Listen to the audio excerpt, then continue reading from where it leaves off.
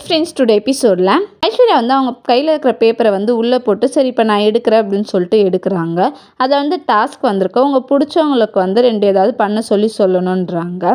ஐஸ்வர்யா வந்து எனக்கு ரொம்ப பிடிச்சது வந்து எங்கள் அத்தை தான் அப்படின்னு சொல்லிட்டு சித்ராவை சொல்கிறாங்க. அவங்களுக்கு வந்து 2 டாஸ்க்கும் கொடுக்குறாங்க. இந்த வீட்டுக்கு வந்து நல்லது தான் பண்ணணும்னு சொல்லிட்டு கௌதம் மேலே ப்ராமிஸ் பண்ணுங்கன்னு சொல்லிட்டு சொல்கிறாங்க. செகண்ட் வந்து சித்ரா கிட்ட இருக்கிற நகையை வந்து ஐஸ்வர்யாவுக்கு போட்டு விட சொல்கிறாங்க.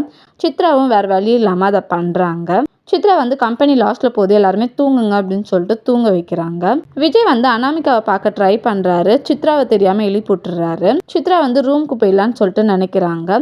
ஐஸ்வர்யா வந்து சித்ராவை அங்கேயே படுக்க வைக்கிறாங்க. செகண்ட் டைம் அனாமிகாவை பார்க்க ட்ரை பண்றாரு. அப்ப சூர்யாவை எழுப்பி விட்டுறாரு. சூர்யா வந்து மகா தான் எழுப்பி விட்டாங்கன்னு நினச்சி மகாவை எழுப்பி விட்டுறாங்க. மகா வந்து சூர்யாவை திட்டுறாங்க. அப்புறம் 2 பேருமே தூங்கிடுறாங்க. விஜய் வந்து நெக்ஸ்ட் அனாமிகாவை எழுப்பி விடுறாங்க.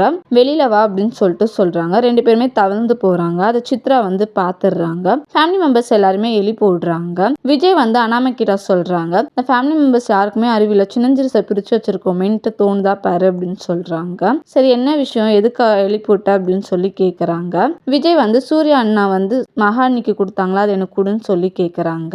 சித்ரா வந்து சீக்கிரமா குடு அனாமிகா அப்படின்னு சொல்லிட்டு சொல்றாங்க. எல்லாருமே விஜயை கலாய்க்கிறாங்க. தேங்க்யூ.